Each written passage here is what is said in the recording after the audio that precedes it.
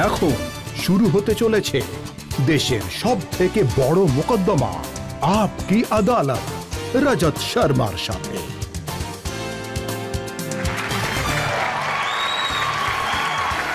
নমস্কার, thank you. আপকি আদালতে আপনাদের স্বাগত জানাই।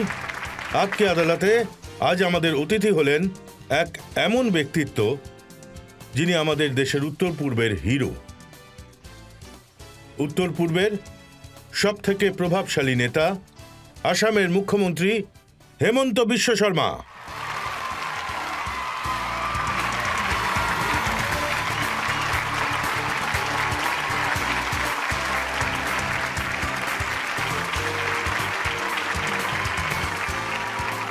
আর আপকি আদালতে আমাদের আজকের মোকদ্দমায় আমাদের জজ হলেন নামকরা সাংবাদিক প্রদীপ সিং।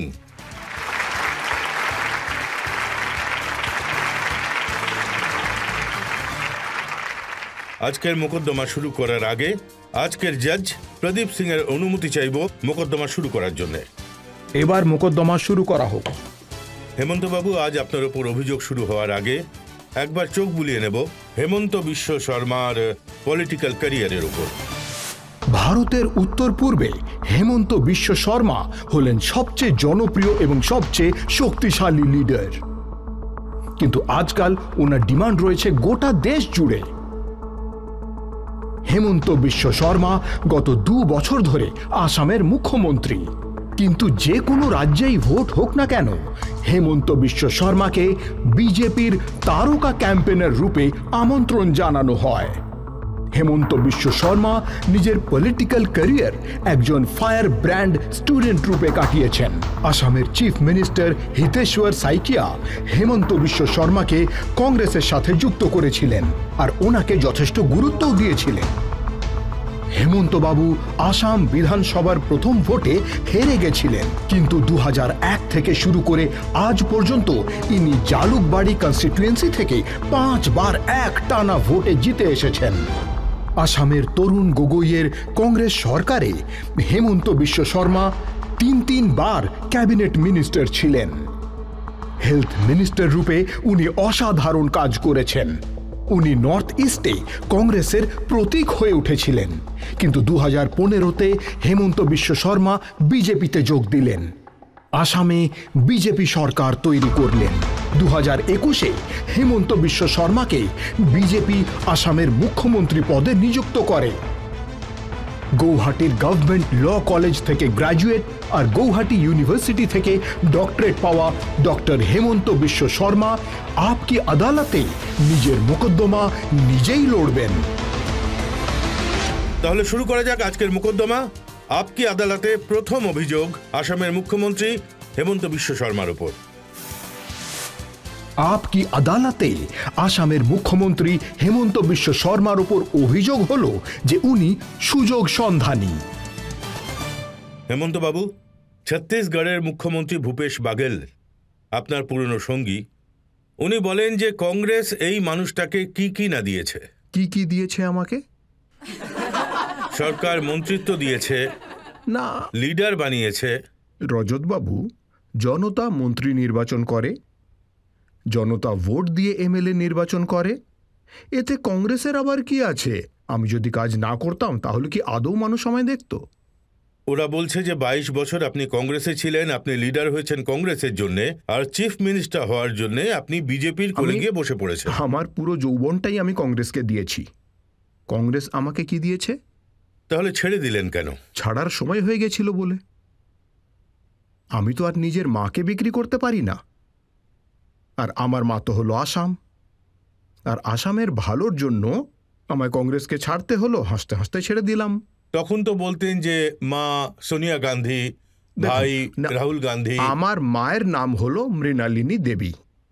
আমি সোনিয়া গান্ধীকে কখনো মা বলে মনেই করিনি। সোনিয়া গান্ধী ভালো মানুষ, এইটুকু অবধি ঠিক আছে, কিন্তু কংগ্রেসের লোকজন যে বলে না যে আপনি গান্ধী পরিবারের সাথে বেইমানি করেছেন, আরে গান্ধী পরিবার আর হেমন্ত বিশ্ব শর্মার পরিবারের মধ্যে কি পার্থক্য আছে বলুন দেখি আমায়? আপনারা যেমন একটা পরিবার, রজত শর্মা বাবুর একটি পরিবার আছে। They are not on a higher pedestal. ওরা তো সবসময় হায়ার পেডিস্ট্রাল ওরা নিজেরাই নিজেদেরকে মনে করে, আমি কিন্তু তেমনটা মনে করি না।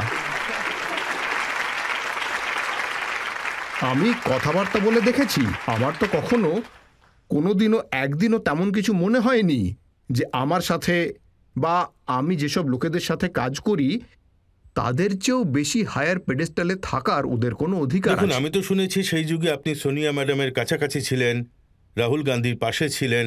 আর যদি নর্থ ইস্টে, যদি আসামে কোনো কিছু হয়েই থাকে তাহলে সেটা আপনার রাহুল গান্ধীকে গিয়ে বলা উচিত ছিল, সোনিয়া ম্যামকেও বলা উচিত ছিল।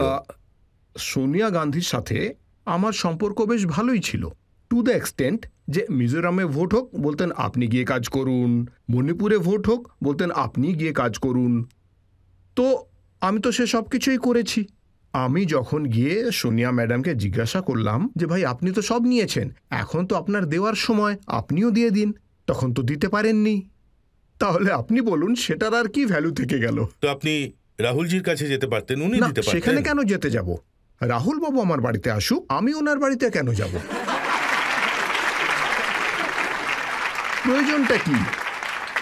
আমাকে যখন নিমন্ত্রণ করে, মানে সবাইকে নিমন্ত্রণ করেছে তো গেছি, কিন্তু রাহুল বাবুর বাড়িতে যাও, সোনিয়া ম্যাডামের বাড়িতে যাও, কখনো এটাও খবর করুন যে সোনিয়া গান্ধী আমার বাড়িতে এসেছেন, রাহুল বাবু আমার বাড়িতে এসেছেন। আপনি যখন রাহুলজির সঙ্গে দেখা করতে গেছিলেন, রাহুলজি আপনার থেকে বেশি নজর দিচ্ছিলেন নিজের কুকুরের ওপর। না দেখুন, এই গল্পটাকে আপনাকে একটু করতে হবে। রাহুল গান্ধী আমাদের ডেকেছিলেন, আমাকে নয়। কাকে ডেকেছিলেন? না তরুণ গগৈকে ডেকেছিলেন। কাকে ডেকেছিলেন? না সিপি যোশীকে ডেকেছিলেন, এখন যিনি রাজস্থান অ্যাসেম্বলির স্পিকার। আমাকে ডেকেছেন। আর তার সাথে আসামের পিসিসির অধ্যক্ষ ছিলেন অঞ্জন দত্তবাবু, তাকে ডেকেছেন। আচ্ছা, আমি বাড়িতে গেলাম, কথাবার্তা শুরু হলো। আচ্ছা, কথাবার্তা শুরু হওয়ার 5 মিনিটের মধ্যে ওনার কুকুরটা এলো, আর টেবিলে যেখানে আমাদের চার বিস্কুট সার্ভ করা হয়েছিল তার মধ্যে থেকে কুকুরটা খাওয়া শুরু করলো। তো আমি বাকি 3 জনকে দেখলাম, 3 জনেই খুব আরামে ওই টেবিল থেকে খেয়ে যাচ্ছিল। আর আমার মনে হলো যে আমি প্রথমবার গেছিলাম, আমার মনে হলো একসাথে টেবিলে খাওয়াটা ওদের বোধহয় কালচার, এভাবে কুকুরের সাথে। তো আমি বললাম সেখানে তো আমি থাকতে পারবো না। আমি আমি আমি আমি আমি তো এভাবে খেতে পারবো না। সেই জন্য আমি বললাম যে ঠিক আছে, আমি আর দ্বিতীয়বার আসবো না। আর পরে রাহুলজি সেই কুকুরটার সাথেই একটা ভিডিও। হ্যাঁ, ওই কুকুরটাই ছিল। হ্যাঁ, ওই কুকুরটাই ছিল। কিন্তু যখন ওই ভিডিওটা উনি পোস্ট করেছিলেন তখন মানুষজন আপনার নাম করে, কংগ্রেসের লোকেরা লিখেছিলেন, দেখুন এই কুকুরটা বেশি প্রভুভক্ত। আশ্চর্য ব্যাপার, এখানে বিশ্বাসের কথাটা ঠিক কোথা থেকে এলো? আমি কি বিশ্বাস অর্জন করার জন্য কোনো পার্টি জয়েন করি নাকি? বিশ্বাস মানেটা কি? আমাকে কি কেউ মাইনে দেয় নাকি এরা কেউ? এটা পুরোটাই সম্পূর্ণ রজতবাবু। মনে করা হয় এই ব্যাপারটা কেন একটু ভালোভাবে বিশ্লেষণ করা যাক, ঠিক আছে তো? হ্যাঁ, রাহুল হলো পলিটিক্যাল পার্টিতে একজন কলিগ। বিশ্বস্ততা তো আপনার দেশের সাথে থাকা উচিত। বারবার এই কংগ্রেসের লোকজন বিশ্বাস ভাজন বলে চেঁচায়। ওদের মাথায় কি আছে যে কিছু বুঝি না। ওরা নিজেরা হয়তো কিছু ধারটা নিয়েছিল রাহুল বাবুর কাছ থেকে, আমি তো কোনো ধার নিইনি। তো আমি কোন জিনিসের প্রতি বিশ্বস্ততা দেখাবো? দেখুন, নর্মালি এটা মনে করা হয় যে যা কিছু কংগ্রেসের আজ আছে সেটা গান্ধী পরিবারের জন্যই, যে ভোট পাওয়া যায় সেটাও রাহুল গান্ধী, সোনিয়া গান্ধী। একেবারে ভুল কথা। কংগ্রেস আজ যা কিছু সেটা মহাত্মা গান্ধীর জন্য। আপনারা নামটা হাইজ্যাক করে বসে আছেন। আজ কংগ্রেস যা কিছু, দেখুন আমি আপনাকে বলছি, রাহুল গান্ধীর থেকে গান্ধী নামটা আপনি একবার কেটে দিন, তাহলে এটা তো হাইজ্যাক করা টাইটেল। সোনিয়া গান্ধী নিজের নাম থেকে গান্ধী নামটা কেটে দিক, তাহলে আর কংগ্রেস হলো? আজ যে কংগ্রেসের ছবিটা লাগানো আছে সেটাতে কিন্তু আমরা মহামানব মহাত্মা গান্ধীর ছবি দেখতে পাই, অন্য কারু নয়। না হলে আর কিসের কংগ্রেস? গান্ধী পরিবার বটে, কিন্তু সেই গান্ধী পরিবার এই গান্ধী পরিবার নয়। এই কংগ্রেস মহাত্মা গান্ধীর কংগ্রেস, ঠিক আছে তো? কিন্তু ডিসপিউট করুক আমার সাথে এসে। আমি ডিসপিউট করছি। দেখুন, আচ্ছা, আপনি কি বলে ডিসপিউট করবেন? 24শে সেপ্টেম্বর 2010-এ হেমন্ত বিশ্ব শর্মা টুইট করেছিলেন, তাতে আপনি লিখেছিলেন Rahul Gandhi will be prime minister of India in appropriate time. হ্যাঁ, তখন তো আর মোদিবাবু ছিলেন না।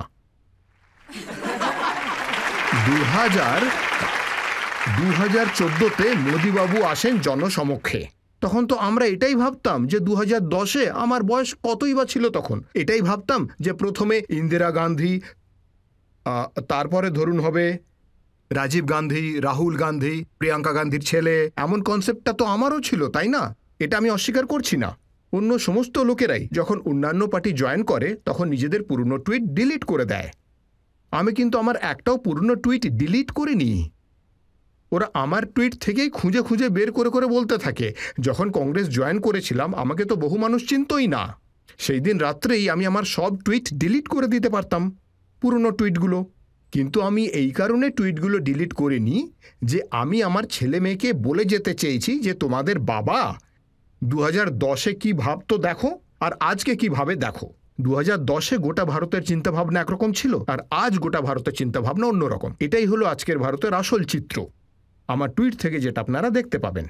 দেখুন, আপনার কংগ্রেসের পুরনো সঙ্গীরা যে রয়েছে তারা তো এটা বলে যে আপনার ওপরে যে কেসগুলো ছিল তার হাত থেকে বাঁচার জন্যে, যেমন পবন খেরার এক্সাম্পল আমি দিচ্ছি, উনি বলেন যে নারদা স্ক্যামে আছেন, সারদা স্ক্যামে আছেন, সব কিছুতে আছেন, আর আজকাল উনি ফেয়ার অ্যান্ড লাভলি হয়ে আছেন। আচ্ছা, আমি আপনাকে মোটামুটি দুটো কথা বলছি।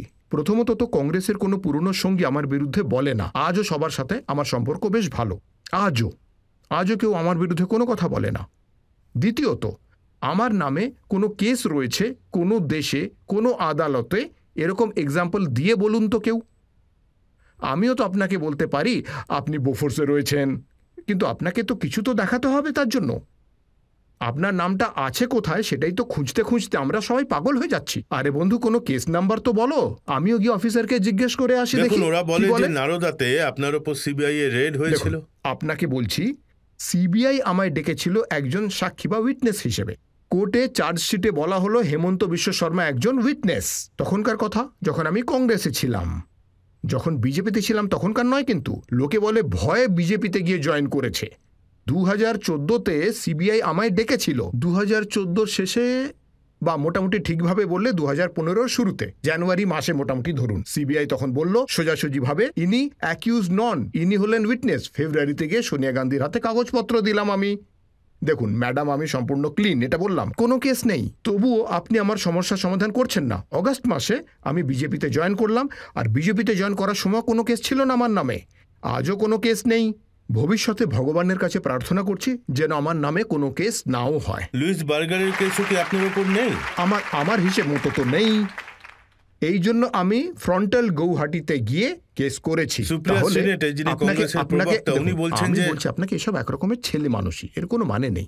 আমার নাম তরুণ গগৈ প্রথমবার নিয়েছিলেন, উনি বললেন যে লুইস বার্গারের কেস রয়েছে আমার নামে। আমি গৌহাটি সেশন কোর্টে গিয়ে কেস করলাম। আমি বললাম যে ভাই আমার কেস নাম্বারটা শুধু একবার বলে দাও যে আমার নামে কোথায় কেস রয়েছে। তো গগৈ বাবু কেস নাম্বার দেখাতে পারেননি, ঠিক আছে। তো তারপর কোর্ট থেকে গগৈ বাবুকে ইনজাংশন পাঠানো হলো যে যতক্ষণ আপনি কেস নাম্বার বার করতে না পারছেন ততক্ষণ কিন্তু এই ব্যক্তির বিরুদ্ধে আপনি কোনো কথা বলবেন না। তো এইভাবে যদি আমি শুধু কানেই বাতাস লাগিয়ে ঘুরে বেড়াই যে এর বিরুদ্ধে এটা আছে, ওর বিরুদ্ধে সেটা আছে, আপনার টুইটার আছে, ট্রোল আছে, তাহলে সেটা তৈরি হয়ে যাবে। কিন্তু আমি আপকি আদালতে দাঁড়িয়ে বলছি যে ভাই আমার ওপর কিসের মোকদ্দমা রয়েছে সেটা একটু বলুন, অন্তত কোনো একটা কাগজ তো দেখান। দেখুন, সব থেকে ইন্টারেস্টিং তো আস্তাবলের মধ্যে প্রাণ ভয় থাকা সেই প্রাণীটি আমি নই। ওটা তো সেই সব সিস্টেমের মধ্যে আমি নেই। আমি এইটাই বলতে চাই যে কংগ্রেসকে আমি আদৌ ভয় পাই না, আর কংগ্রেসকে ভয় পাওয়ার আমার কোনো দরকারও নেই। আমি তখন তো একজনের থেকে শুনেছিলাম আমি ভয় পাই না, রাহুল গান্ধী। দেখুন, রাহুল গান্ধীর একটা আলাদা সিস্টেম আছে। ও ভয় পায় না কারণ ও সবসময় কোর্টেই যাতায়াত করে। আজ আপনি দেখুন, কোনো একটা পার্টিও কি আদৌ বলতে পারবে যে আপনি যে সমস্ত স্ক্যামগুলোর কথা বলছেন দিজ আর দ্য স্ক্যাম অ্যালিজেডলি, যদি হয়েও থাকে তাহলে গগৈ বাবুর সরকার চলাকালীন নিজেই নিজের সরকারকে গালি দিয়ে বেড়ান। আশ্চর্য। দেখুন, রাহুলজি নিজেই আপনার নাম বলেছেন, উনি টুইট করেছেন যার মধ্যে আদানির নাম কার সাথে যুক্ত রয়েছে। আমিও প্রতিদিন রাহুল গান্ধীর নামে প্রচুর টুইট করি। না, উনি বলছেন যে 20,000 কোটি টাকা। না, আপনি রাহুল গান্ধী আমার নামে যা টুইট করে সেটা আপনি দেখেছেন, আমিও রাহুল গান্ধীর নামে যে টুইট করেছি সেটাও একবার দেখুন না আপনি। আরে আপনারা কেন এত উপরে তুলে রাখেন এই গান্ধী পরিবারকে? এই জন্যে যে এই দেশে ওরা 60 বছর রাজত্ব করেছে। হ্যাঁ, রাজত্ব করেছে, দেশকে তো একেবারে রসাতলে পাঠিয়ে দিয়েছে। দেখুন, আপনার ব্যাপারে ওদের সেরকম কোনো চিন্তা নেই, কারণ গোলাম নবী আজাদ নিজের বইতে লিখেছেন যে উনি বলেছেন না হেমন্ত বিশ্ব শর্মাকে মুখ্যমন্ত্রী বানিয়ে দাও, তাহলে উনি ছেড়ে দেবেন। তখন উনি বলেছেন গেলে চলে যাক। হ্যাঁ, উনি এরকমই বলেন, কেউ যেতে চাইলে চলে যাও, তাহলেই তো উনি একা থাকতে পারবেন। না হলে তো ওনার লেভেলের এমন বহু লোকই ওখানে আছে। যদি সমস্ত লোক পার্টিতে থাকে কোনো এক সময়, তো ওকেই পার্টি থেকে বের করে দেবে। সেই জন্য উনি বলেন যে চলে যেতে চাইলে চলে যাও, আমি একাই থাকবো।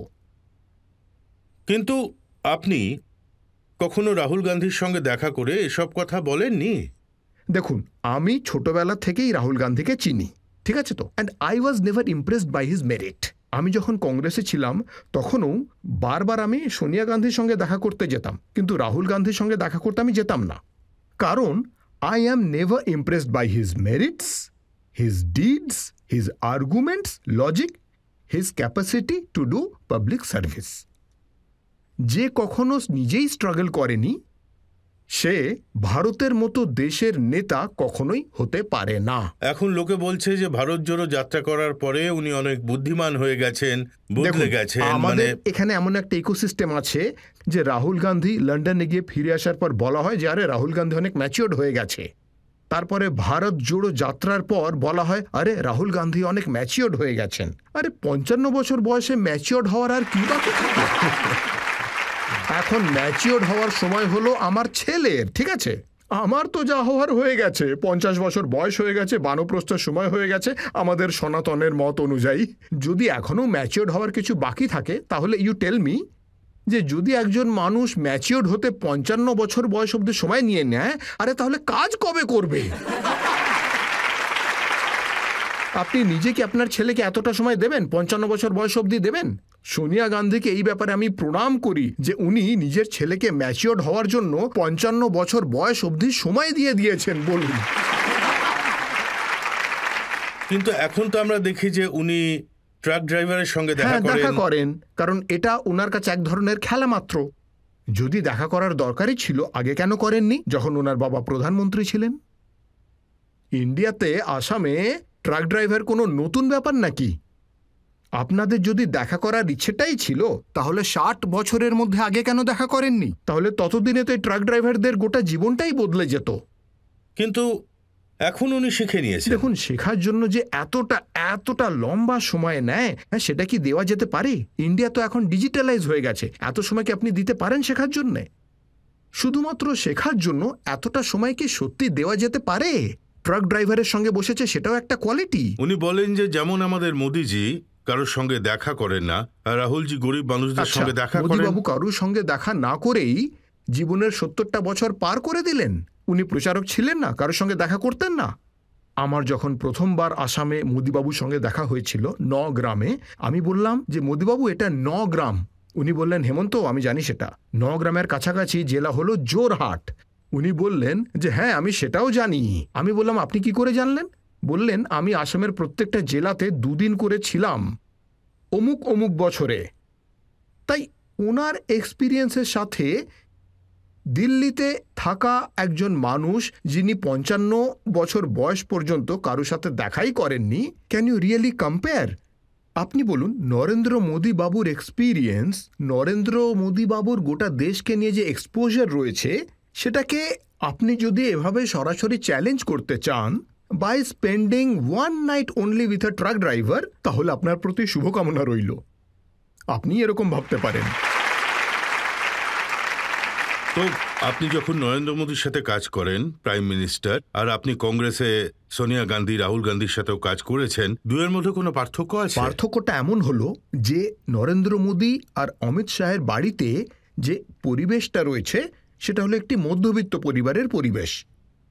আপনি যেতে পারবেন, বসতে পারবেন, খেতে পারবেন। কোনো কুকুর আসবে না। কুকুরের আসাটা কোনো খারাপ ব্যাপার না, সেটা নিয়ে কোনো সমস্যাই নেই।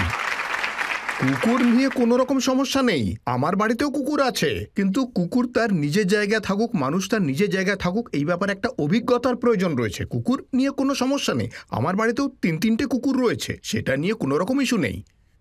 ইস্যু শুধু এইটাই যে আপনি কোনো রকম দাম্ভিক জমিদারের মতো বিহেভ করবেন না, বাদ বাকি সব ঠিক আছে।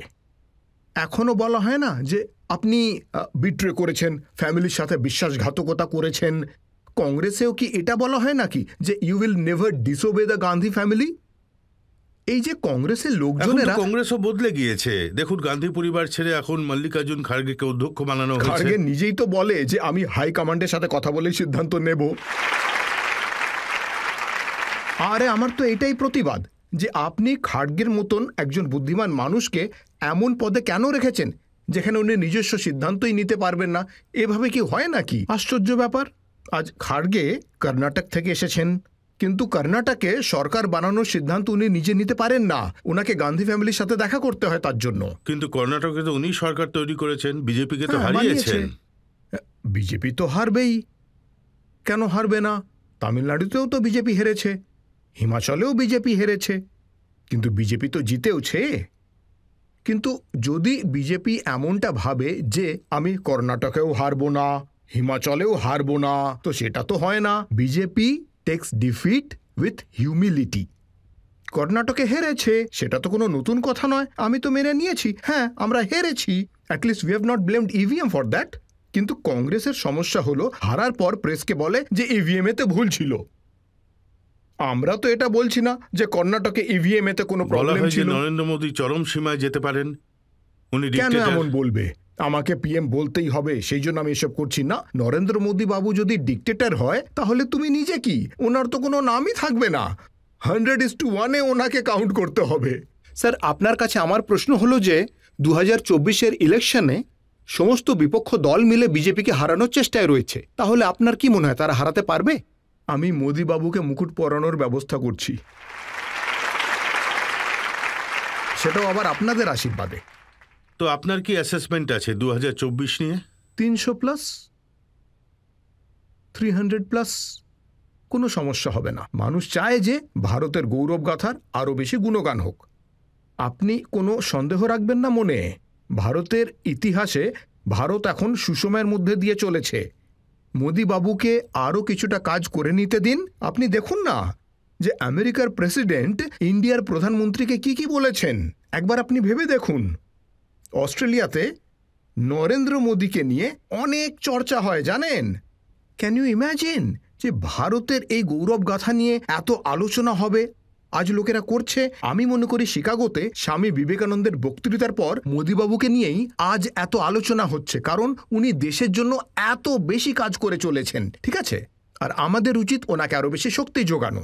সারাক্ষণ মোদীবাবুর কল্যাণের জন্য আমাদের কামনা করা উচিত। আর আসলে ব্যাপারটা মোদীবাবুর জন্য নয়, ভারতের জন্য, আমাদের রাষ্ট্রের জন্য।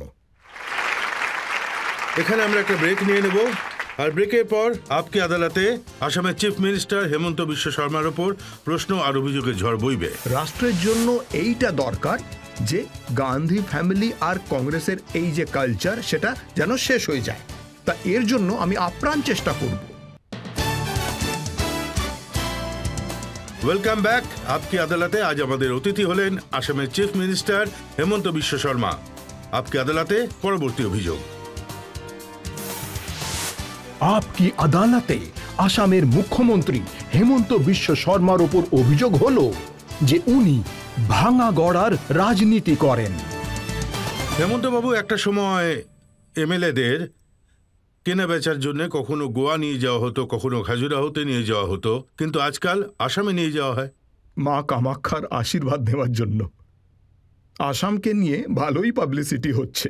মানুষ এতদিন মা কামাখ্যা সম্পর্কে খুব অল্প কিছুই জানতো, এখন ভালোভাবে জানতে শুরু করেছে, তাই মানুষ মায়ের দরবারে যায়। সবাই মায়ের দরবারে যায় নাকি হেমন্তবাবুর দরবারে যায়? আমি আমি আমি তো হলাম গিয়ে মায়ের ছেলে, আমার আবার কিসের দরবার? এখন শিবসেনার এমএলএদের ভাঙানোর জন্য হেমন্ত বিশ্ব শর্মা তাদের পকেটে 50 কোটি টাকা করে গুঁজে দিয়েছেন। দেখুন, আমি এসব শুনিনি, আর আমার মনে হয় না কেউ আমার নামে এসব কথা ছড়াতে পারে, কারণ গোটা আসামকে এক জায়গায় জড়ো করার মতো টাকা আমার কাছে নেই। গোটা আসামের মধ্যে কোনো সুগার মিল ইত্যাদি তো নেই। আসামে তো কোনো শরদ পাওয়ারের মতো বড় লিডারও নেই যার গোটা নেটওয়ার্ক দেশ জুড়ে রয়েছে। আমরা তো একটা ছোট্ট প্রদেশ মাত্র। আমাদের এখানে বিহু উৎসব হয় আর শুধু দই চিড়েই আমরা খাওয়াতে পারবো, এর থেকে বেশি আর আশা করবেন না। আচ্ছা, তাহলে এই শিবসেনার এমএলএরা দল বদলালো কেন? তারা দল বদলেছে হয়তো উদ্ধব ঠাকরের ওপর রাগ করে। আর কি করে বদলাবে? পার্টি থেকে যদি কেউ বেরিয়ে যায় তাহলে নিশ্চয়ই পার্টিতেই কোনো ভুল আছে। শুনেছি যে ওনারা আপনার হোটেলে ছিলেন, রাত 12টার সময় হেমন্ত বিশ্ব শর্মা গেলেন আর খেলা পাল্টে গেল। ওদের সাথে তো আমার কোনো রকম দেখা হয়নি। আপনাদেরই সব প্রেসের লোকজনেরা গিয়েছিল, তো তাদেরই মধ্যে একজনের জ্বর হয়েছিল, তো আমি হোটেলের বাইরে থেকেই একটু সাহায্য করেছিলাম আর কি। আমি শুধু হোটেল মালিককে ফোন করে এইটুকুই বলেছি যে এখানে থাকতে যে যে এসেছে তাকে থাকতে দাও, যাওয়ার সময় দেখো যেন জিএসটি রুমের ভাড়া সম্পূর্ণ তারা মিটিয়ে যায়। আমার ভালোই লাভ হয়েছে এতে। কেজরিওয়াল যখন শরদ পাওয়ারের সঙ্গে দেখা করতে গেছিলেন তখন উনি বলেছিলেন যে আমাদের এমএলএদেরও আসামে ডাকা হচ্ছে। অবশ্যই আসা উচিত ওনাদের এমএলএদের। যত তাড়াতাড়ি সম্ভব তত তাড়াতাড়ি আসা উচিত। আমি তো আমন্ত্রণও জানাচ্ছি, কেজরিওয়াল বাবু আপনি তাড়াতাড়ি চলে আসুন।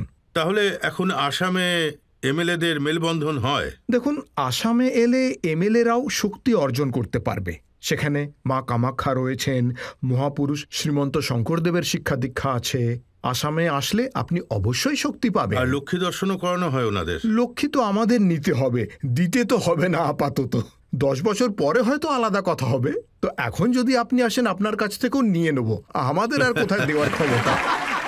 10 বছর পর চেষ্টা করছি যে আমিও যেন দেওয়ার পরিস্থিতিতে আসতে পারি, কিন্তু এখন আমাদের কাছে এমন কিছু নেই। কিন্তু এটা কি সত্যি নয় যে আসাম পলিটিক্যাল টুডের এমন একটা সেন্টার তৈরি হয়ে গেছে যা সম্পর্কে মনে হয় প্রত্যেকবার? আমার কাছে খুবই গৌরবের ব্যাপার যে Assam political cultural tourism centre হয়ে উঠেছে।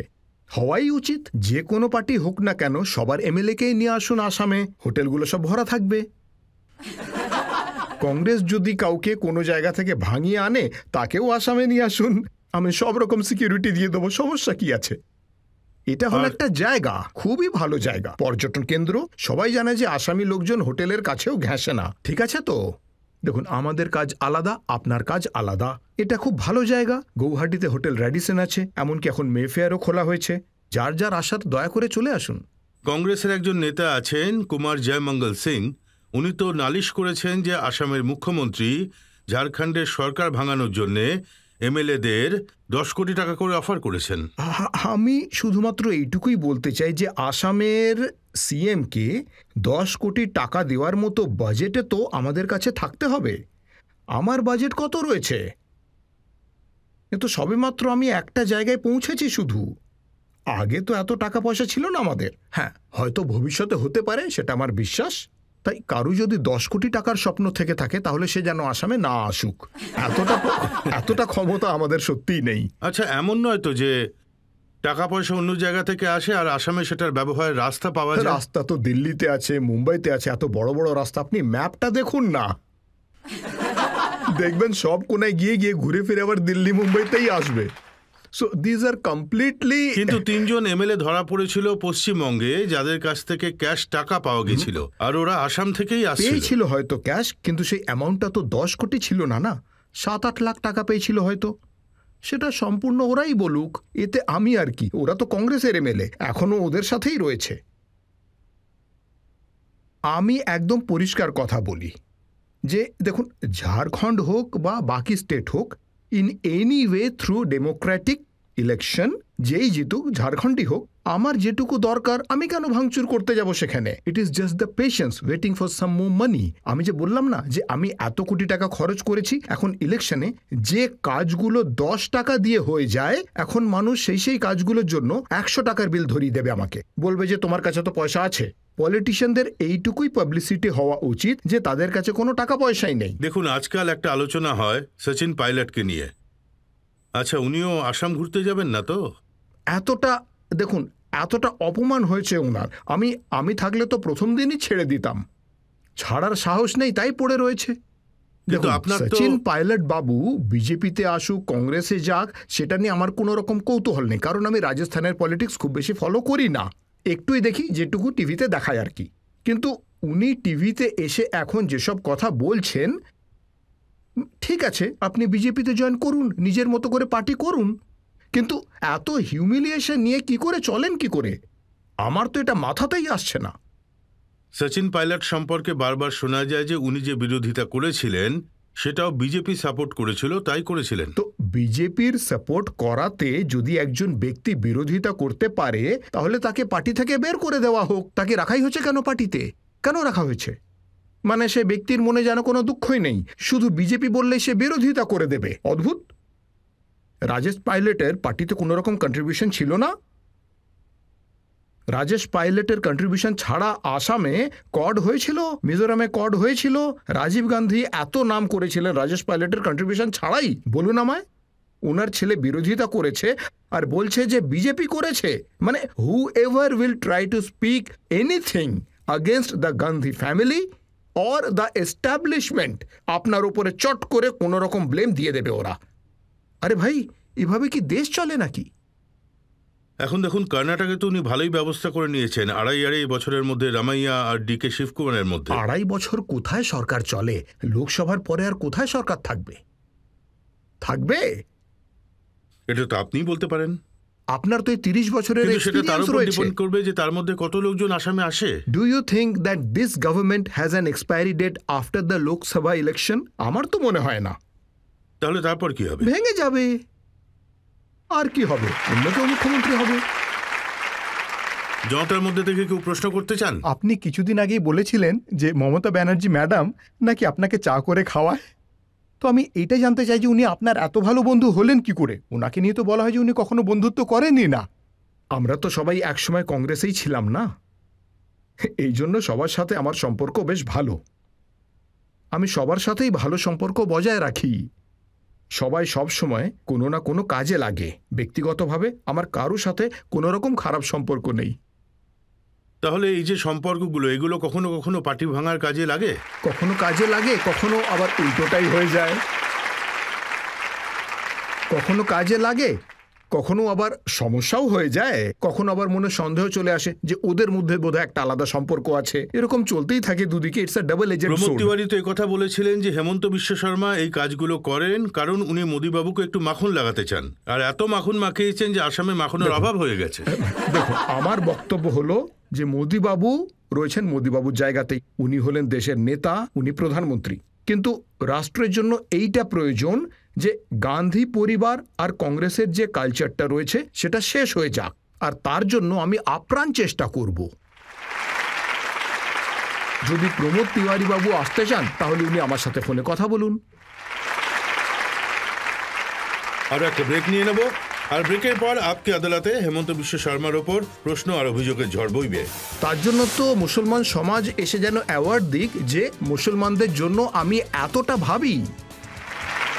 দেখুন, আমি যদি এটা ভাবি বা এটা আমার বক্তব্য যে মুসলিম ছেলেমেয়েরা ডক্টর হোক, তাহলে আমি কি অ্যান্টি মুসলিম? Welcome back. আপকে আদালতে আজ আমরা মোকদ্দমা চালাচ্ছি, প্রশ্ন করছি আসামের মুখ্যমন্ত্রী হেমন্ত বিশ্ব শর্মাকে। আপকে আদালতে পরের অভিযোগ। আপকি আদালতে আসামের মুখ্যমন্ত্রী হেমন্ত বিশ্ব শর্মার উপর অভিযোগ হলো যে উনি আদৌ ধর্মনিরপেক্ষ নন।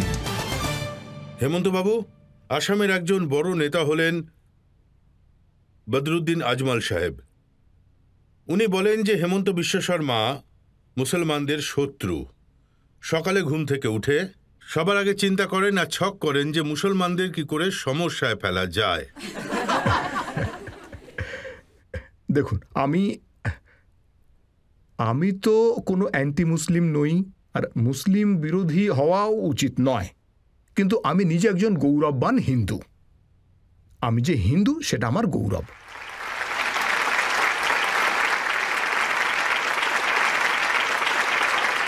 প্রাউড হিন্দু হওয়ার মানে এটা থোড়াই হয় যে 600 মাদ্রাসা বন্ধ করে দাও, তারপর আরো 300 লিস্ট বানিয়ে ফেলো, তারপর সব মাদ্রাসা বন্ধ করো। হিন্দুরা চায় যে সবার যেন ভালো হোক।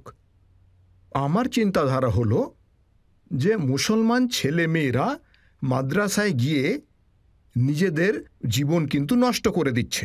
একজন শুদ্ধ সনাতনী হওয়ার দরুন আমি মুসলমানদের ভালোই চাই, সেই জন্যই আমি ভাবি যে মাদ্রাসাগুলোর বন্ধ হওয়াই উচিত।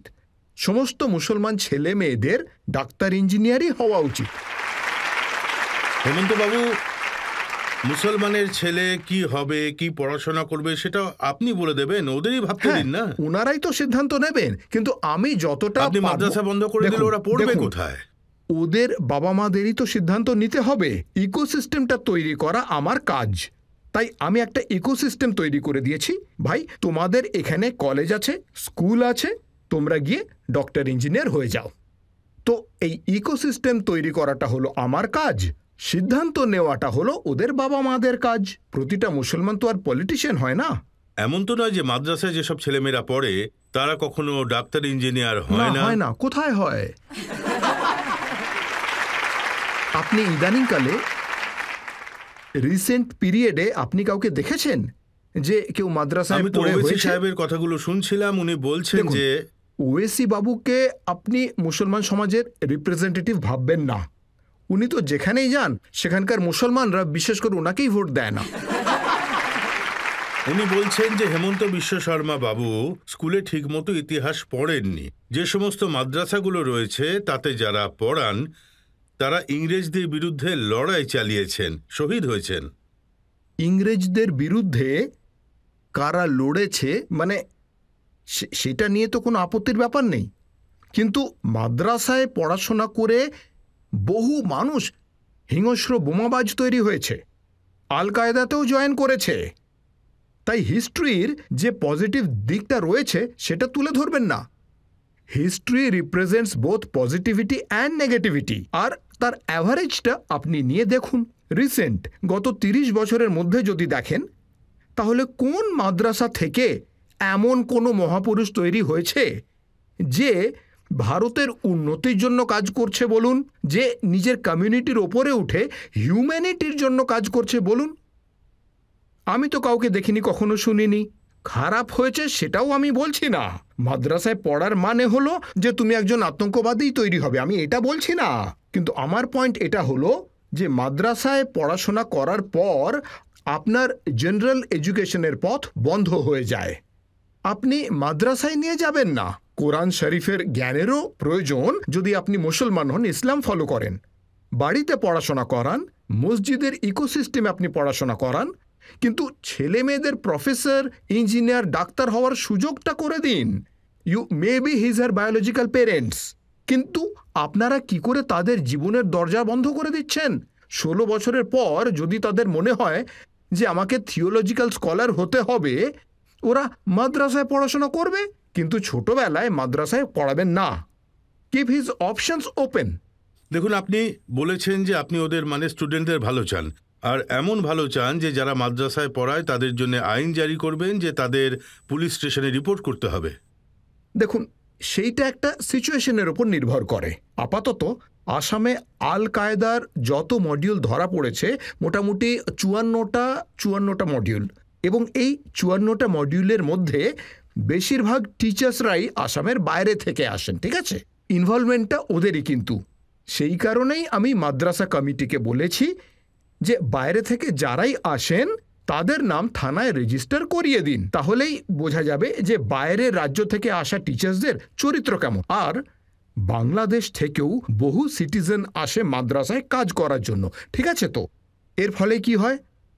আল কায়দার মডিউল ডেভেলপ হয় আর গোটা সমাজের নামে বদনাম রটে। সেই কারণেই unlike the impression in outside Assam, আসামে আমরা সমাজের সাথে মানে কমিউনিটির সাথে সমস্ত কথাবার্তা বলেই এই ধরনের সিদ্ধান্ত আমরা নিই। আর সেই জন্যই আসামে কোনো রকম কমিউনাল প্রবলেম বা সমস্যা নেই। মুসলমানরাও আমার কথা শুনে কাজ করে, আর আমিও তাদের সমান সমান সম্মান দিই, রেসপেক্ট দিই। ওদের রেসপেক্ট করবেন কিন্তু স্বাধীনতা দেবেন না। আপনি বলেন যে ওদের 4-4টে বিয়ে নিয়ে আপনার আপত্তি আছে। ভীষণই আপত্তি আছে, খুবই আপত্তি করি। আমার মেয়েকে, আমার বা আপনার মেয়েকে কি এমন ব্যক্তির সাথে বিয়ে দেওয়া উচিত যার অলরেডি 3-3টে বউ রয়েছে? দেখুন, যে কাজটা আমি আমার মেয়ের সাথে করব না, সেই কাজটা মুসলমান মেয়েদের সাথেও কিন্তু হওয়া উচিত নয়। কিন্তু আপনি তো ওদের আটকাতে পারবেন না, এটা তো ওদের স্ব ইচ্ছা, ওদের সমাজে এটা এরকম অ্যালাউড, কথা বলবেন না, ইসলামে না না, অ্যালাউড। এরকম কথা বলবেন না। এই দেশে এমন এক অ্যাপিজমেন্টের মানে তুষ্টিকরণের কারণ দেখিয়ে দেওয়া হয় যে তার ফলে সেটাকে আটকানো যায় না। আমি কিন্তু আটকে দেখিয়ে দেব। দেখুন, হ্যাঁ, আমি এটা বন্ধ করবই by the force of law. কারণ সুপ্রিম কোর্ট আর হাইকোর্টের তরফ থেকে বারবার বলা হয়েছে যে আইনে ভারতের সংবিধানের ডিরেক্টলি প্রিন্সিপালে বলা হয়েছে যে যে আপনারা ইউনিফর্ম সিভিল কোডটা বানান। কংগ্রেস মানুষের মাথায় এটা ঢুকিয়ে দিয়েছে যে মুসলিম পার্সোনাল লকে রিফাইন করা যাবেই না। Indian Constitution directs, not advise. Indian Constitution directs all political people, including the people of government, to work and to bring reform in Muslim personal law. এটা হলো আমাদের কর্তব্য, হেমন্তবাবু, এটা যখন আমাদের ইউনিফর্ম সিভিল রেসপন্সিবিলিটি। কোড হবে তখন দেখা যাবে, কিন্তু এখন তো ওদের ইসলামে এটা অ্যালাউড যে ওরা যখন হবে চারটে তখন বিয়ে হবে, মানেটা করবে কি? কি করবে আমাদের না। করতে হবে। जब मियाँ बीवी राजी तो क्या करेगा काजी? আরে মিয়া বিবি কি এভাবে আদৌ রাজি হয় নাকি? বিবিকে তো জবরদস্তি রাজি করানো হয়, তাই নয় কি? Because of some kind of reason. আপনি এটা বলতে পারেন যে মেয়েদের জন্য কি এটা অপমানজনক নয়? আপনার স্বামী হলো 70 বছরের আর তার বউ হলো কি 28 বছরের বা 24 বছরের একটি মেয়ে। এটা তো ওদের না, সমাজের এইটাই আপনি ব্যাপার। ভুল কথা আপনি কেন বলছেন। আচ্ছা, ওরা কি আমাদের ভোট দেয় না? আপনাকে ভোট দেয় না? মানে আমাদের মানে হিন্দুদের না, মানে আমাদের মানে ওরা কি কোনো মিনিস্টারকে ভোট দেয় না নাকি? আপনারা এই যে দুটো সোসাইটি ভাগাভাগি করে রেখেছেন যে ওদের কাজ ওদের করতে দিন। আরে বাবা, ওরাও তো এই ভারতবর্ষেরই মানুষ। ইন্ডিয়াতে দুটো আলাদা আপনি সমাজ এমন নেই। সব কাজ করছেন, আপনি বাল্য বিবাহের বিরোধিতা করছেন, আর আজমল সাহেব বলছেন যে এতে 90% যত মুসলিম তরুণ সমাজ আছে তাদের উপর যদি কেস হবে। আপনি চাইল্ড ম্যারেজে সম্মতি দেন তাহলে 99%ও হয়ে যাবে। দেখুন, যেটা আইন, সেই আইনকে যদি আপনি ভঙ্গ করেন, মানে যদি হিন্দুরাও ভঙ্গ করে তাহলে হিন্দুরাও অ্যারেস্ট হবে, মুসলমানরা ভঙ্গ করলে মুসলমান অ্যারেস্ট হবে। অ্যারেস্ট তো করা হচ্ছে সিটিজেন হিসেবে, রিলিজিয়ন তো আমরা দেখছি না। রিলিজিয়নের ধ্যান ধারণা হলো আজমলের, ওয়েসির, তাই না? এটা আমার ধ্যান ধারণা নয়। ওদের তো এটা পরামর্শ যে হিন্দু মেয়েদেরও অল্প বয়সে বিয়ে দিয়ে দেওয়া উচিত, কারণ যুগ পাল্টাচ্ছে। জানি তো, ওরা এই ধরনেরই কথা বলে। আপনি কি সেটা হতে দেবেন? ওরা যে হিন্দু মেয়েদের নিয়ে পরামর্শটা দিচ্ছে সেটা কি আপনি নিজে মেনে নিতে পারবেন বলুন? ওরা এই যে পরামর্শটা দিচ্ছে যে হিন্দু মেয়েদেরও অল্প বয়সে বিয়ে দিতে হবে, do you think they have some regard for human values? এই যে টিভির পর্দায় এসে ওনারা বলেন, আপনি ওদের ওদের চিন্তাধারাটা ভাবতে পারছেন কি? How they treat the girls, how they treat the other gender. কিন্তু মা এখন তো বলে দেখুন, মনেই করে না। কিন্তু এখন তো কর্ণাটকে দাবি উঠেছে যে স্কুলে কলেজে হিজাব নিয়ে যে নিষেধাজ্ঞা জারি করা হয়েছিল সেটা তুলে নেওয়া হোক। দেখুন, civilisational battles for values continuous for many many years. আপনার সময় এলে আপনি শৃঙ্খল মুক্ত করে দেবেন, আমার সময় এলে আমি সেই শৃঙ্খলবদ্ধ করে দেব।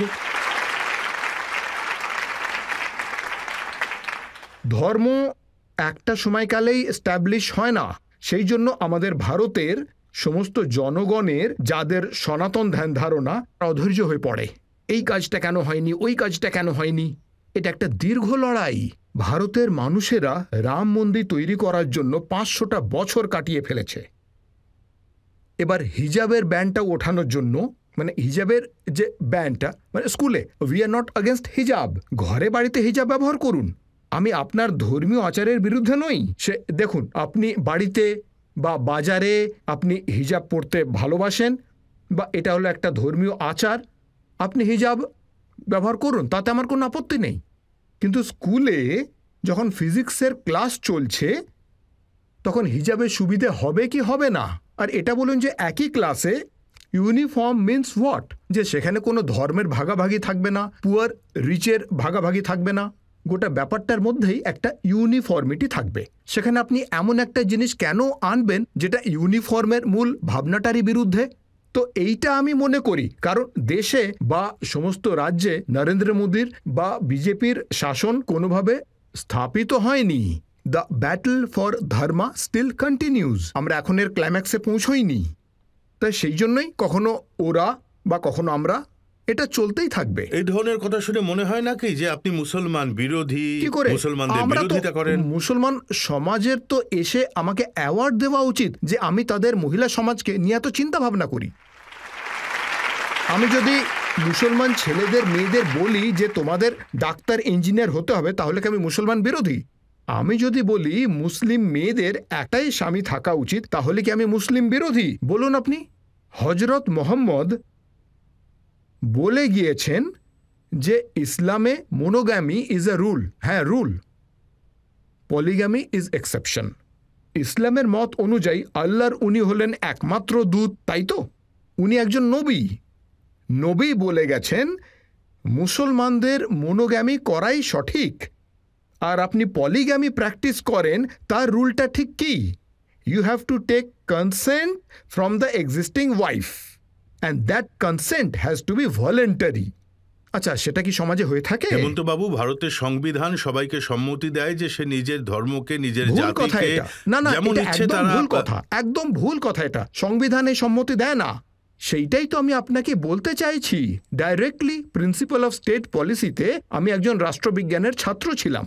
যারা সংবিধান রচনা করেছেন ভারতের, আমাদের ইনস্ট্রাকশন তারা দিয়ে গেছেন যে আপনারা তাড়াতাড়ি সকলের জন্য ইউনিফর্ম সিভিল কোড চালু করুন, কারণ ভারতে একটা কমন স্ট্যান্ডার্ড রাখতে হবে on human values and human dignity.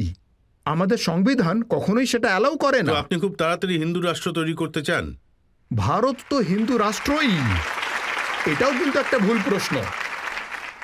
ভারতকে আবার করে হিন্দু রাষ্ট্র তৈরি করার কোনো প্রয়োজন নেই। ৬,০০০ বছর ধরে ভারত হচ্ছে একটা হিন্দু সিভিলাইজেশন। ভারতে আর কি আছে? ভারতের প্রত্যেকটি বাড়িতে, প্রত্যেকটি কোণায়, সব দিকে, প্রত্যেকটি গাছে, সবেতে হিন্দুই তো রয়েছে। ৬,০০০ বছর ধরে তো আমরা হিন্দুই। আমাদের পলিটিশিয়ানরা বলে যে হিন্দু রাষ্ট্র বানাতে হবে। আরে ভাই, আমরা ৬,০০০ বছর ধরে হিন্দুই তো রয়েছি। যতদিন চাঁদ সূর্য থাকবে ততদিন ভারতে হিন্দু সিভিলাইজেশনই থাকবে। আমাকে আলাদা করে তৈরি করতে হবে না। ঋষি মুনিরা হিন্দু সভ্যতার এত শক্ত বন্ধন তৈরি করে গেছেন যে সেটা কখনোই কেউ কিন্তু ছিঁড়তে পারবে হিন্দুরা না। তো সর্বধর্ম সৎভাবে বিশ্বাস করে। অবশ্যই। That is Y I am speaking for the কিন্তু ওয়েলফেয়ার অফ আপনি এমন মুসলিম। বলবেন যে এমন ভারত তৈরি করব যাতে বাবরের নাম থাকবে না, নিজাম না, কিস্তির কোনো হওয়াটা উল্লেখ উচিত থাকবে নয়, না। কারণ বাবর তো হলো একজন আক্রমণকারী। এখন বাবরের নাম কেন থাকবে? বাবর তো আক্রমণ করেছিল। একজন আক্রমণকারীর নাম থাকবে কেন? আক্রমণকারীর নাম হল অফ ফেমে থাকবেটা কেন? কিন্তু আমরা নাম এপিজে আব্দুল কালামে সবসময় নেব, সবসময় থাকবে। মুসলমানদের নিয়ে আমাদের কোনো রকম সমস্যা নেই। এপিজে আব্দুল কালামকে সমস্ত ভারতীয়রা প্রতিদিন পুজো করে। তিনি আমাদের আইডল। এমন অনেক মুসলমান আছেন যাদের আমাদের দেশে সবাই প্রতিদিন রীতিমতো পুজো করে, বুঝেছেন আপনি? কিন্তু বাবরকে তা বলে পুজো করতে বলবেন না, কারণ ও তো হলো আক্রমণকারী। দেখুন, আজমাল সাহেব খুব ভালো কথা বলেছেন। উনি বলেছেন, মোদিবাবু বলেছেন ভারতের মুসলমানরা বিজেপিকে ভোট দিক, তাদের সাথে থাকুক। কিন্তু এই হেমন্তবাবু আর যোগী আদিত্যনাথ এরা দুজন মুসলমানদের তাড়িয়ে দিচ্ছে। আমার ক্ষেত্রে দেখুন, আমি যেটা করছি 10 বছর পর, 15 বছর পর কি 20 বছর পর, ততক্ষণ একটা সংঘাত হয়তো থাকবে। কিন্তু তারপর একটা সময় আসবে যখন মুসলমানরা শুধু বিজেপিকেই ভোট দেবে, বিশেষ করে মুসলমান মহিলারা। মুসলমান মহিলারা আর কাউকে ভোট দেবে না। এই সংঘাত, এই লড়াইটা আরো 20 বছর চলতে দিন। একবার আপনি মুসলমান মেয়েদের পুরোপুরি স্বাধীনতা পেয়ে যেতে দিন, মানে তলাক থেকে মুক্তি, পলিগ্যামি থেকে মুক্তি, পড়াশোনা করার অধিকার, এই সমস্ত ইকোসিস্টেম যখন ওরা পেয়ে যাবে না, বিজেপির কোর ভোট ব্যাংক হবে এই মুসলমান মহিলারাই। হেমন্ত বিশ্ব শর্মা আর যোগী আদিত্যনাথের মধ্যে এই নিয়ে লড়াই চলছে যে নিজেকে সবথেকে বড় হিন্দু, মহান হিন্দু বলে প্রমাণ করবেন। আমি তো একটা কথাই বলছি, যোগী বাবু হলেন অনেক বড় মাপের নেতা, আমার সাথে ওনার কোনো তুলনাই হয় না। আমি একটা ছোট্ট প্রদেশ থেকে এসেছি, কোথায় ইউপি আর কোথায় আসাম। দেখুন, আপেল আর কমলা লেবুর মধ্যে তুলনা করলে চলে না, এসব আপনি ছাড়ুন। আর আমি পণ করেছি যে আসামে আমি কাজ করে দেখাবো, কিছু করে দেখাবো। আরও একটা ব্রেক নিয়ে নেব, আর ব্রেকের পর আপকি আদালতে হেমন্ত বিশ্ব শর্মার ওপর প্রশ্ন আর অভিযোগের ঝড় বইবে। উনি বলছেন যে হেমন্ত বিশ্ব শর্মাকে বলেছি আপনি দিল্লি আসুন, আমার বাড়িতে আমি তো আসুন, অপেক্ষা আর আমার করছি। কারে করে আপনাকে দিল্লি ঘোরাবো। না না, তারপর কারের মধ্যে নয়। উনি প্রথমে বলেছিলেন যে বাড়িতে খাওয়াবো, তারপরে কারে বসাবো। তো I am waiting because I want to see his big mansion first.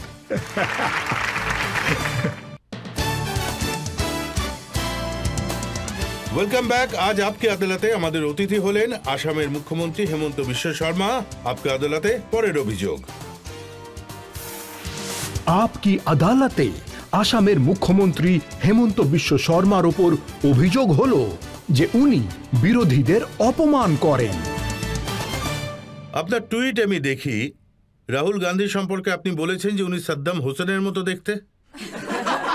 সেই সময় যেমন দেখতে ছিলেন, তখন আমি বলতাম যে রাহুল বাবু, আপনি আমাদের অনেকের থেকে রীতিমতো সুন্দর দেখতে, আমাদের অনেকের থেকেই। You look so good. কি দাড়ি গোঁফ দিয়ে মুখটা ভরে রেখেছেন আপনি, কেটে ফেলুন না, ভালো লাগবে। আমি তো শুধু এইটুকুই বলেছিলাম। আপনি আবার বলেন কখনো আমুল বেবির মতো মুখ মনে হচ্ছে। আসলে তো তাই। ওই আমুলের অ্যাডভার্টাইজমেন্টে যে মুখটা রয়েছে তার সঙ্গে তো তার অনেক মিল আছে। এতে আর আমার কি করার আছে? আমার চেহারার সঙ্গেও হয়তো কারোর মিল আছে, অসুবিধে কোথায়? কিন্তু এটা কি ডিসরেসপেক্ট নয় যখন আপনি বলেন যে প্রমাণ করো যে তোমার বাবা কে? আমি এইটুকুই বলেছি যে সার্জিক্যাল স্ট্রাইক আর্মি করেছে, আর্মির কাছে আপনি প্রমাণ চাইবেন না, কারণ আমরা আপনার কাছ থেকে কোনো প্রমাণ চাইছি না। এটা হচ্ছে একটা political statement related to the sacrifice of army who are fighting for us in the border. যদি একই স্টেটমেন্টের আপনি একটা প্যারাগ্রাফ ডিলিট করে দেন আর অন্য প্যারাগ্রাফকে হাইলাইট করেন, তো এটা তো অন্যায় কথা। কিন্তু সম্পূর্ণ স্টেটমেন্টে কাউকে এটা বলা যে তুমি প্রমাণ করো যে...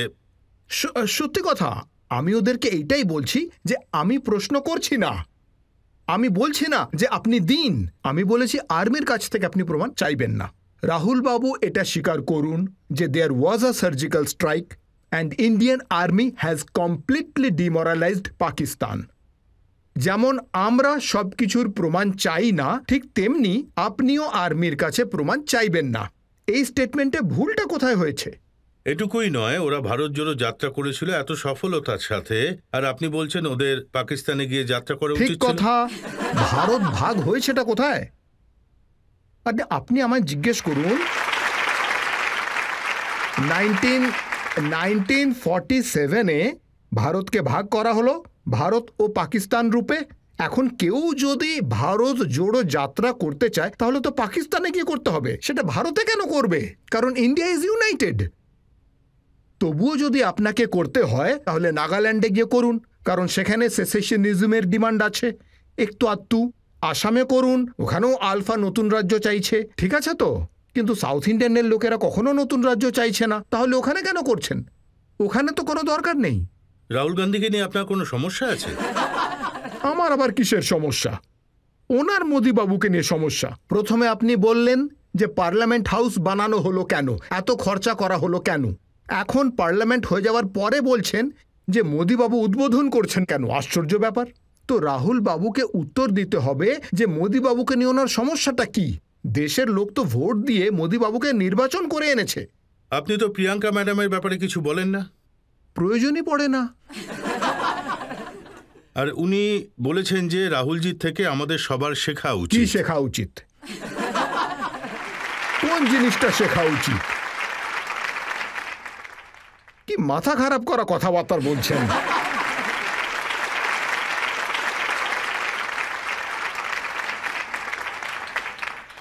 আমাকে কোনো একটা কথা বলুন যেটা ওনার থেকে শেখা উচিত। কোনো ডিবেটিং কম্পিটিশনের গোল্ড মেডেলিস্ট কেউ নেই?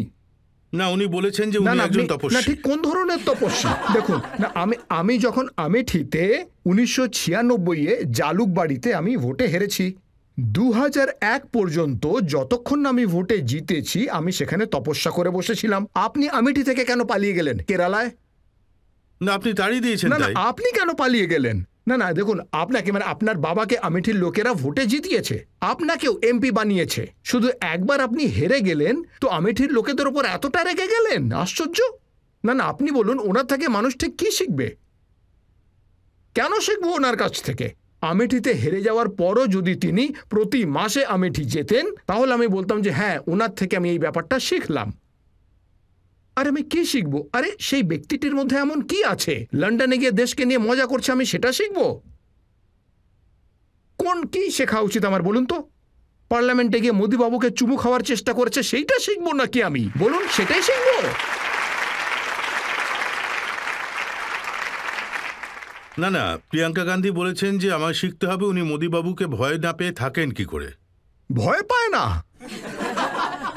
মোদিবাবুকে ভয় পায় না, ভয় পাওয়া উচিত নয়, কিন্তু আইনকে তো আপনি ভয় পান। আইন আপনাকে এমপি পদ থেকে সরিয়েছে, তা বলে আপনি আইনকেই গালাগাল দেবেন? আপনি ওনার এমপিশিপ কেড়ে নিয়েছেন, আপনি ওনার বাড়ি কেড়ে নিয়েছেন। না না না, এখন উনি রজত কি বাবু, করবেন? আপনি নিজেই আমায় বলুন যে রাহুল বাবুর আগে কারোর কি কখনো এমপি পদ যায়নি নাকি? কংগ্রেসেরই 20 জন এমপি এমএলএর সিট চলে গেছিল। এটা সুপ্রিম কোর্টেরই অর্ডার ছিল যে আপনি যদি ডিসকোয়ালিফাইড হন তাহলে বিকেলের মধ্যে আপনার এমপি পদ চলে যাবে। Why are you opposing the judgment of the supreme court? বারবার এইটা বলে যে মোদিবাবুই আসলে নাকি আপনাকে ডিসকোয়ালিফাই করেছে, জাস্টিস পটনায়ক আপনাকে ডিসকোয়ালিফাই করেছেন।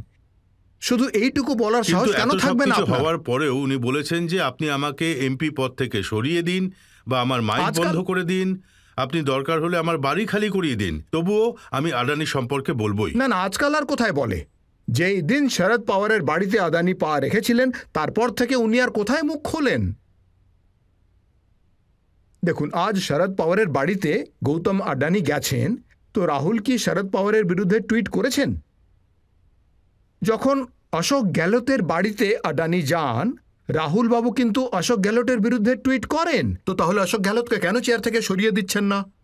দেখুন, হজরত মোহাম্মদের থেকে শেখা উচিত। আপনি মিষ্টি খাবেন না এটা বলার আগে উনি নিজে মিষ্টি খাওয়া ছেড়ে দিয়েছিলেন। তাহলে আপনি আডানিকে ক্রিটিসাইজ করার আগে অশোক গেহলতের চেয়ার ফাঁকা করুন।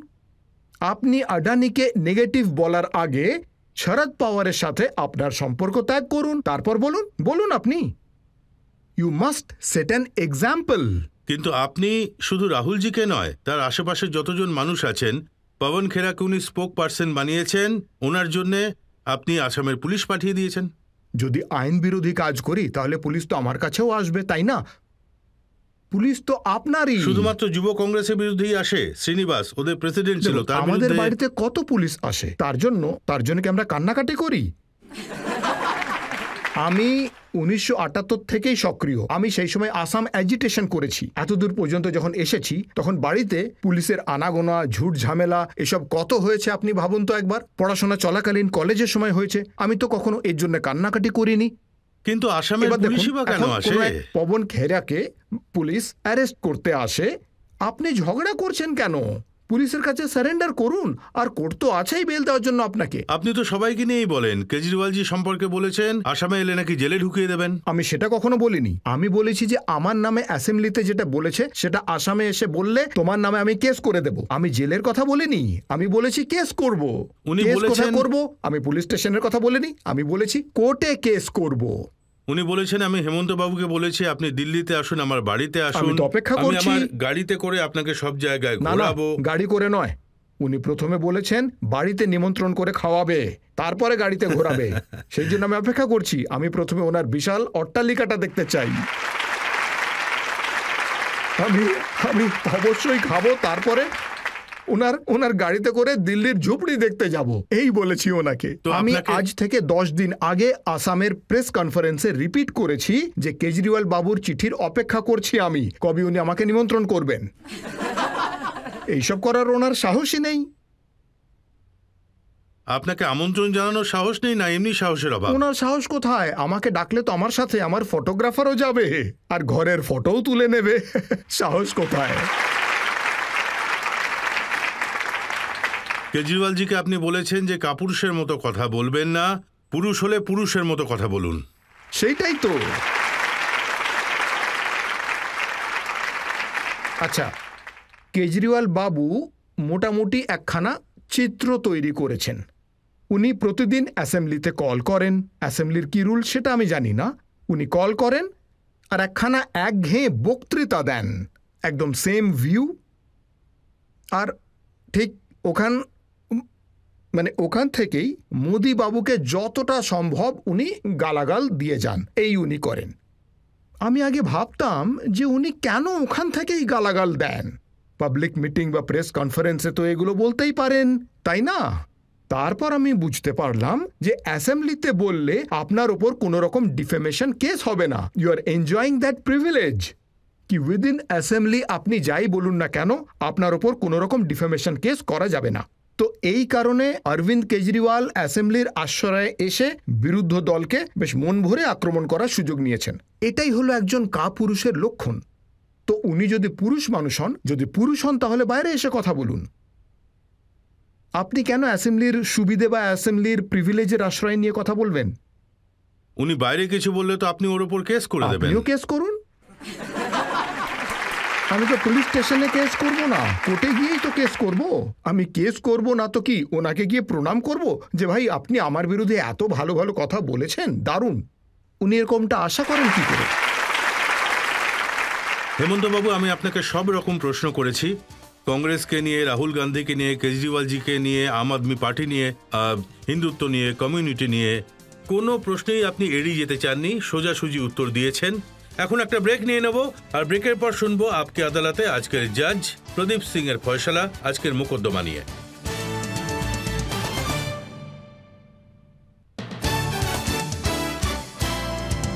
ওয়েলকাম ব্যাক আপকে আদালতে। আজ আমরা মোকদ্দমা চালালাম আসামের মুখ্যমন্ত্রী হেমন্ত বিশ্ব শর্মার ওপর। এখন সময় হলো আপকে আদালতে আজকের জাজ বরিষ্ঠ সাংবাদিক প্রদীপ সিং এর ফয়সালার। আসামের মুখ্যমন্ত্রী হেমন্ত বিশ্ব শর্মা একজন অন্য ধরনের নেতা। কংগ্রেস থেকে বিজেপিতে এসেছেন, আর বিজেপির ভাবধারাকে এমনভাবে আত্মস্থ করেছেন যেমন করে দুধের মধ্যে চিনি গুলে যায়। এখন আর মনেই হয় না যে উনি কোনো সময় কংগ্রেসে ছিলেন, কারণ কিছু বিজেপির মুখ্যমন্ত্রী এমন আছেন যাদের দেখে মনে হয় এরা বোধহয় কংগ্রেসে ছিলেন। গণতন্ত্রে নেতাদের মধ্যে কিছু কিছু গুণ থাকা কিন্তু ভীষণ জরুরি, আর এটা ভীষণ দুর্লভ ব্যাপার যে কোনো একজন নেতার মধ্যে সেই সব কটা গুণই পাওয়া যাবে, যার মধ্যে একটা হলো জনতার সমর্থন, স্পষ্ট বক্তা আর রীতিমতো সুবক্তা হওয়া। আর একটা গুণ হলো তার ভিশনারি হওয়া, মানে একটা লক্ষ্য থাকা নিজের স্টেটকে নিয়ে। সে উনি স্টেটে থাকুন বা কেন্দ্রে যে পদেই থাকুন না কেন, সেখানে থেকেই স্টেট ডেভেলপমেন্টের জন্য ভাবা, আর সেটা জারি করার ক্ষমতাও। তার সাথে থাকা উচিত প্রশাসনিক কৌশলও। এই সব কটা গুণ হেমন্ত বিশ্ব শর্মার মধ্যে একসাথে রয়েছে।